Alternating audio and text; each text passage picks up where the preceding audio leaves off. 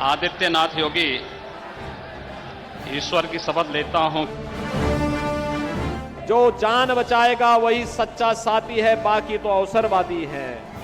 आज कोई पर्व और त्योहारों के पहले उपद्रव नहीं कर सकता, क्योंकि उपद्रवी को मालूम है उपद्रव करेगा तो अगले दिन उसके फोटो चौराहे पर लग जाएंगे। जो कल तक राम भक्तों पर आज से 31 वर्ष पहले गोलियां चला रहे थे, आज वो आपकी ताकत के सामने झुके हैं। सपा बसपा की सरकार में तमंचे की फैक्ट्री लगती थी और हम लोग डिफेंस कॉरिडोर दे रहे हैं, डिफेंस कॉरिडोर।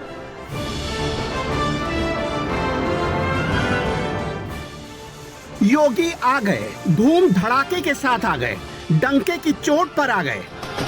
हमारे यहाँ धीरे से नहीं होता कोई काम, जो होगा ढोल नगाड़ा बजा करके आएंगे हम लोग। क्योंकि गर्मी कैसे शांत होगी, ये तो मैं मई और जून में भी इसको बहुत शिमला बना देता हूं।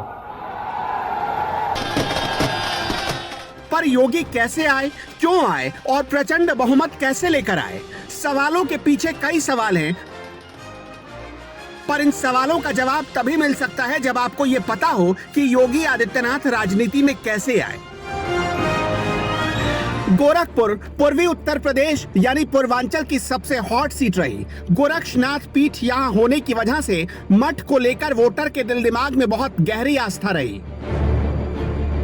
साल 1967 मठ के मुख्य पुजारी और हिंदू महासभा के नेता महंत दिग्विजय नाथ यहां से निर्दलीय चुनाव लड़ने उतरे और करीब 42,000 वोटों से चुनाव जीत गए। इससे पहले मठ सियासत में अप्रत्यक्ष हुआ करता था, लेकिन पहली बार उसका किसी चुनाव में डायरेक्ट असर देखा गया। महंत दिग्विजय नाथ भी ठाकुर बिरादरी से ही आते थे। दरअसल गोरक्षनाथ पीठ का महंत वही बन सकता है जो ठाकुर बिरादरी से आता हो। दुनिया में एकमात्र ऐसी पीठ है गोरक्षनाथ पीठ, जहां राजपूत ही महंत बन सकता है। साल 1940 यानी चुनाव जीतने के करीब 27 साल पहले ही महंत अवैधनाथ महंत दिग्विजय नाथ से मिल चुके थे और उन्हें अपना गुरु मान बैठे थे। साल 1942 मुलाकात के सिर्फ 2 साल के बाद ही महंत अवैधनाथ गोरक्षनाथ पीठ के उत्तराधिकारी चुन लिए गए। मठ से विधायक बनने वाले पहले संत अवैधनाथ ही थे। गोरखपुर की मणिराम विधानसभा सीट से महंत अवैधनाथ 5 बार विधायक रहे। साल 1969 महंत दिग्विजय नाथ का निधन हो गया। 1970 में उपचुनाव हुआ तो महंत अवैधनाथ निर्दलीय चुनाव जीते और संसद पहुंच गए। साल 1996 तक इसी सीट से महंत अवैधनाथ लगातार जीतते आए। साल 1996 यहीं से गोरखपुर की सियासी पिक्चर में आज के हीरो यानी योगी आदित्यनाथ की एंट्री हुई। योगी आदित्यनाथ को महंत अवैधनाथ ने अपना उत्तराधिकारी बनाया और अपने चुनाव प्रचार के प्रबंधन का प्रभारी घोषित कर दिया। साल 1998 अवैधनाथ ने स्वास्थ्य कारणों से राजनीति से संन्यास ले लिया और यहीं से योगी आदित्यनाथ का उदय हुआ। 1998 में चुनाव हुए तो योगी आदित्यनाथ पहली बार जीतकर संसद पहुंचे। तब उनकी उम्र करीब 26 साल की थी। 12वीं लोकसभा में उन्हें देखकर कई सीनियर नेताओं को भी यकीन नहीं होता था। जब पहली बार मेंबर ऑफ पार्लियामेंट बने तो सबसे कम उम्र के थे, तो जाहिर है कि उनको देख के लोग कौतूहल से देखते थे कि अरे ये कौन बालक है। एक कम उम्र के थे, ये 25 साल के 26 साल के। तो और योगी जी के लिए भी वो सारी चीज़ें, एक मठ से निकलकर सीधे देश की सर्वोच्च संसद में पहुंचना और वहाँ जिन नेताओं के बारे में लोग कल्पना करते हैं कि इनसे कभी मुलाकात करेंगे, तो उनके साथ वो बैठते थे, बहस में हिस्सा लेते थे। संसद पहुंचने से करीब 4 साल पहले 1994 में योगी आदित्यनाथ ने मठ की दीक्षा ली थी। तब योगी की उम्र करीब 22 साल थी।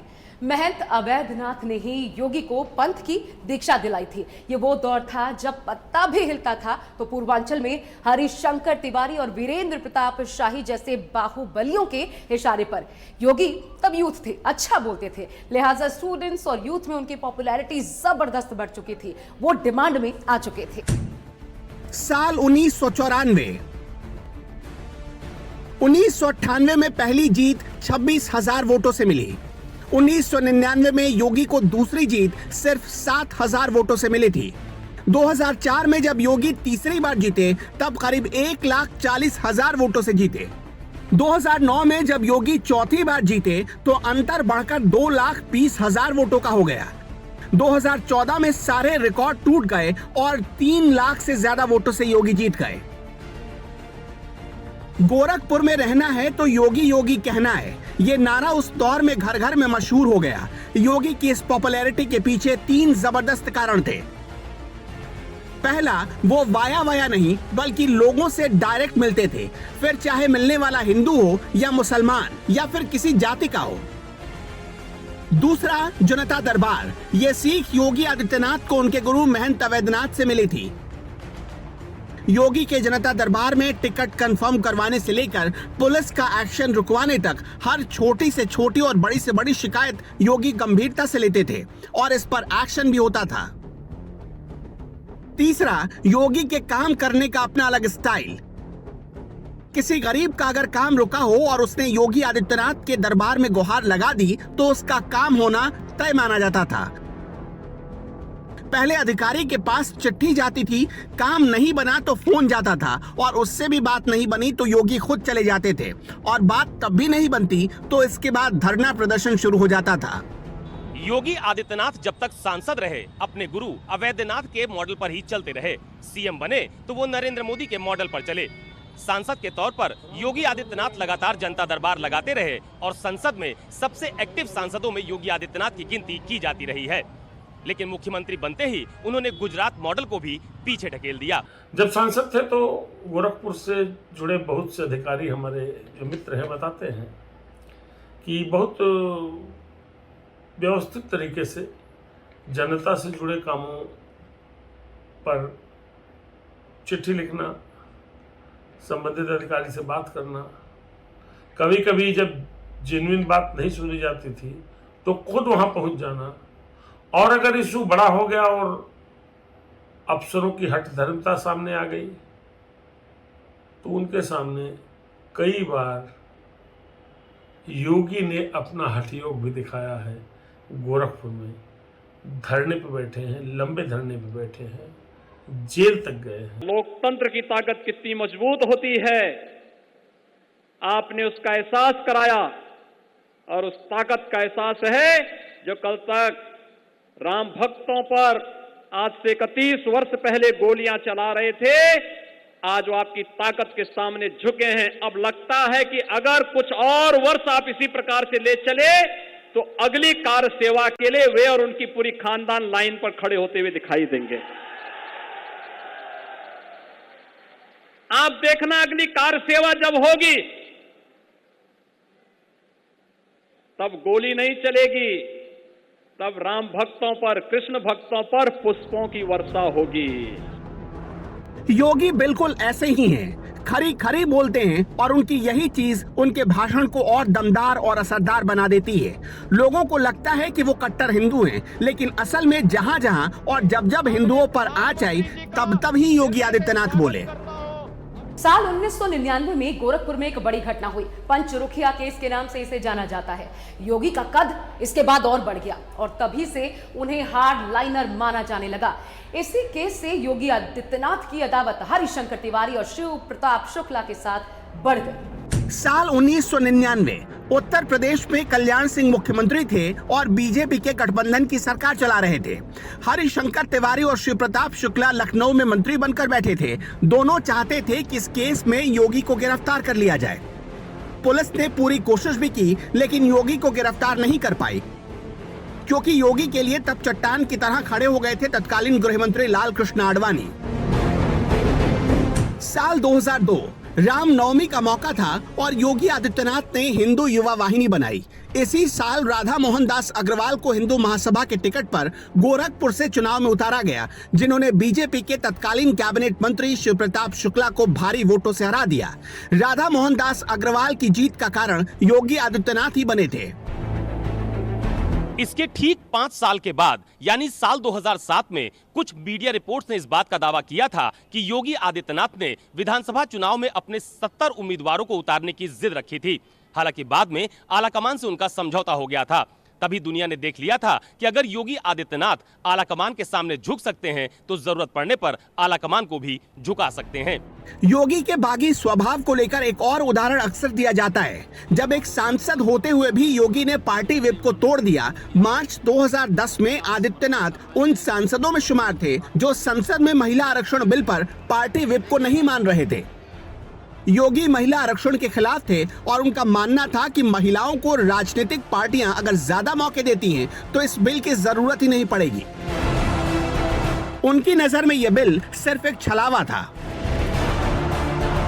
योगी आदित्यनाथ अपने काम करने के स्टाइल को कभी नहीं बदलते और शायद यही उनकी यूएसपी भी है। जानकार इस बात का दावा करते हैं कि साल 2021 में पार्टी आलाकमान को योगी के सामने झुकना पड़ा था। दरअसल बीजेपी ने कई राज्यों के मुख्यमंत्री बदल दिए, लेकिन वो उत्तर प्रदेश में ऐसा नहीं कर पाए, या यूं कहा जाए कि बीजेपी योगी को नहीं बदल पाई। राम मंदिर आंदोलन की चिंगारी अब शोलों में बदल रही थी। गोरक्षनाथ पीठ के तत्कालीन पीठाधीश महंत अवैधनाथ मंदिर आंदोलन को धार देने खुद भारत भ्रमण अभियान पर निकल पड़े थे। अवैधनाथ के भाषण और अभियान ने कॉलेज में पढ़ाई कर रहे 17.5 साल के एक नौजवान को प्रेरित कर दिया और उस लड़के का नाम था अजय बिष्ट। साल 1993 राम मंदिर आंदोलन और महंत अवैधनाथ से दोबारा मिलने का सपना ऋषिकेश में मैथमेटिक्स से एमएससी की पढ़ाई कर रहे इस छात्र को एक नई मंजिल की तरफ लेकर जा रहा था। 1993 के आरंभ में जब राम मंदिर आंदोलन अपने चरम पर था, तब वो गोरखधाम मंदिर में दर्शन करने गए और वहीं महंत अवैधनाथ से मिलने का अवसर मिला। अवैधनाथ ने उस लड़के को बताया कि उसमें जन्मजात योगी की विशेषताएं दिखती हैं। अजय एक बार फिर महंत अवैधनाथ से मिले और योग के बारे में ज्यादा जानने की उन्होंने इच्छा जताई। महंत अवैधनाथ ने योगी को मठ के पूर्णकालिक शिष्य के तौर पर जुड़ जाने का उनको सुझाव दिया।